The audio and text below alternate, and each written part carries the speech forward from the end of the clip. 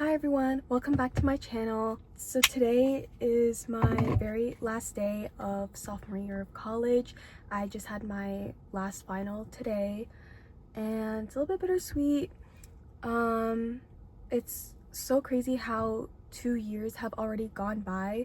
I remember I first made this channel when I first started my freshman year, and now I'm about to enter my junior year or third year of college, and it's so crazy. I'm halfway to graduation. And it's like, I don't know, I have a lot, like I've been thinking a lot about what am I gonna do post-grad, how much have I changed since I first started college, and how are the next 2 years gonna go.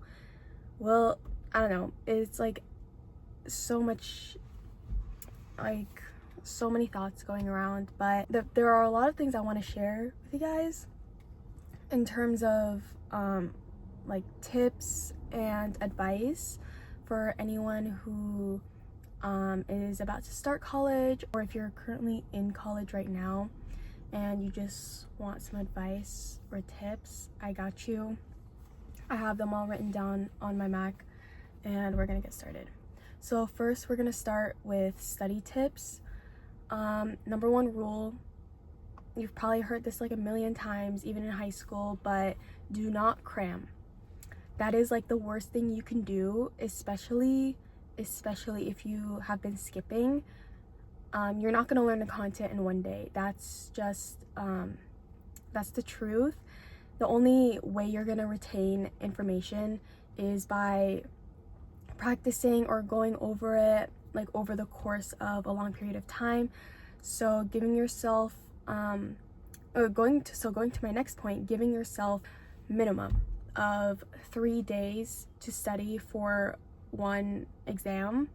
That's going to help you so much, but definitely give yourself a week. A week is a good amount of time because you need to go over your notes or like the lecture slides or anything, and then you're gonna like create like study content. So convert those notes into like flashcards, for example, or whatever you need to use in order to study. So giving yourself multiple days is gonna be so helpful because you're gonna have enough time to practice everything and memorize it and eventually retain that knowledge. For the last like 1 to 2 days of studying during that time frame should pretty much only be for reviewing what you've been studying.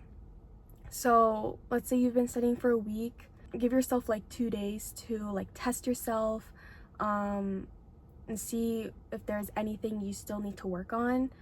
And you should not still be trying to learn during the last 1 to 2 days because you need to practice. And active recall and blurting method are the best methods. Active recall is basically testing yourself without having any external cues to help you. Like for example, like reciting a definition for a word, like you don't have any help, like it's not multiple choice, it's like short answer format basically. And then blurting method is writing down everything you know about a topic and then seeing if you missed anything, and if you did, then that's what you're gonna focus more on. For essays, I personally like to give myself 2 days to write a paper. I mean ideally more, but I prefer to just do it all in 2 days because I like to use the first day to write the essay and then the second day to like review it and go over and edit it. And yeah, sometimes I will use the second day to finish up the essay, but yeah, I think having 2 days is good because like if you give yourself a break after writing the paper and then you read it again after that break, you're gonna have like less fatigue, and also you're gonna be able to actually notice any errors. It's gonna be a lot easier to do so. Another tip, have a study playlist. I personally I have a playlist on YouTube. It's like 8 videos. They're all like they're all like an hour to 3 hours long, and I've been using it since like freshman year. And now whenever I listen to those and now whenever I hear the music, I associate it with studying and locking in, which helps me when I'm actually trying to lock in. I'm like, okay, like now I'm really in the zone, and it helps me stay focused. And it's actually a real thing. Your brain is gonna associate the music with studying, so it's gonna really help you. Some of the music I do listen to while studying is like Harry Potter soundtrack from the movies and Hogwarts Legacy game. And like I like to pretend I'm in Hogwarts. Like it's so helpful studying and locking in. And then also lo-fi music helps a lot. I listen to the Minecraft soundtrack. I don't know why, but it's like really nostalgic, but it also like helps me a lot. And like cafe music. And then same thing with studying locations. If you study in like a specific place or the same place every time, your brain is going to start associating that spot with studying. So I really try to avoid studying in my room, because that's where I go to relax and sleep. Obviously, like that's where my bed is. So like even though I have a desk in my room, I don't like studying there. I like studying in the library. I like studying in cafes. There's especially one cafe near my house that I really like studying at, and I don't know, I just lock in so well there. And now my brain associates obviously like the library and that cafe with studying and locking in, so now it's like easier for me, and I'm honestly like a lot more productive when I study there, because when I'm at home I take more breaks or like longer breaks, but when I'm in the library cafe I'm less likely to take breaks, because I know I went out of my way to go there to study, so I'm like I'm not gonna waste my time. The next tip is do not skip classes. I know like a lot of times it can be very tempting, especially if they don't take attendance and the professor just reads off of the slides and like everything is easily accessible online. But I say still don't, because me personally, I always feel really guilty when I skip classes. I only do sometimes. Like this semester I was pretty good about it. I only skipped like a few classes a couple times, and then there are some classes this semester I've been to every single lecture. But it's because, okay, me personally it's because I feel guilty, but also I'm always like, what if they say something in class that is not on the slides or not gonna be on like Blackboard or Canvas, whatever you use. And a lot of times like they do say stuff like either part of the lecture or like extra credit opportunities. I had a professor last semester, she always gave out extra credit opportunities in class, so if you skipped, like you wouldn't have been able to get it. And also like even if you're not gonna pay attention, I say like still go to class, because you're gonna be doing the same thing in class or outside of class. You might as well still attend, and you never know, like a lot of times like I personally find it really hard to pay attention in class, but even if I'm not like fully like engaged with the lecture, I'll still pick up on things that the professor is saying, and then like in the exam I'll actually like remember. I'm like, oh my god, wait, I remember my professor saying this in class, and it helps me on the exam. So attend your classes. Okay, that's it for study tips. Now social life. You're probably not gonna find your people until like spring of freshman year. That's how it was for me. I mean, I'm still friends with some people I met during my fall semester, but I say like I found some of my closest friends in the spring, or even this past fall and this spring semester of sophomore year. I'm still like meeting new people, and I've gotten like really close to them, and I'm sure that's gonna continue to happen in the next 2 years.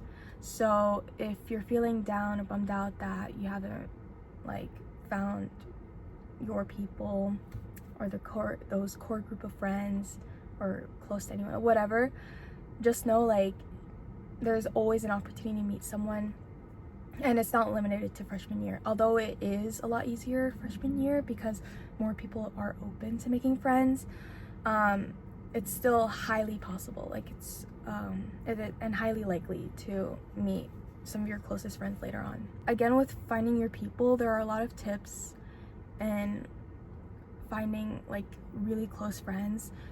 I would say freshman year, especially in the fall, join as many clubs as possible, because like anything that sparks your interest, like, ooh, like I want to try that, go to the GIM or general interest meeting. Even if you're like a little bit reluctant, just go. If it sounds mildly interesting, go, because you never know if you're gonna like it or you're gonna find really cool people there. I went to a lot of like general body meetings, general interest meetings for clubs and organizations, and I found out what I liked, what I didn't like, and also the people matter a lot. Even if you're like really interested in what the organization does, if you don't really like the people, you don't have to stay. The people are basically what make or break the experience of the club or organization. But honestly, like, don't stop after fall. Keep going in the spring and even sophomore year. You can keep trying new things, because branching out and putting yourself out there is gonna be what saves you. Nothing's gonna happen if you don't try. Going back to what I said about trying a bunch of things, like my freshman year, I joined so many different clubs and I ended up finding 2 that stuck with me. So if I would say, like, focus on like 1 to 3 organizations that you like the most. You don't need to be doing like 5 clubs, just as long as you find like 2, I would say, that really sticks with you, then that's good. And you can dedicate a lot of your time to those 2. So quality over quantity. And also, like I said earlier, put yourself out there, but at the same time, don't be afraid to be picky with your friends and who you hang out with. Like, don't be a friend hoe. Like, I know that may sound a little bit contradictory, but you can definitely strike a balance between like putting yourself out there and not being a friend hoe. You can be friends with as many people as you want, but loyalty is what matters. And I was talking about this with my friend. Really try, I don't know how to explain this, but try to put in effort with the people that you are already friends with, because think about it, like after college, after you graduate, will you go out of your way or put in the effort to go visit them? If not, then I don't know, like, or would they ask you to be your bridesmaid, or would you ask them to be your bridesmaid at your wedding? It's a lot to think about. So again, loyalty is key. Don't be a friend hoe, don't be messy, but also, like I said, put yourself out there, get out of your comfort zone, meet as many people as possible. Yeah, those are all the tips I have. Maybe I'll do another one after I graduate, 2 years. So I don't know, I don't want to think about that, but yeah, these past 2 years have been such,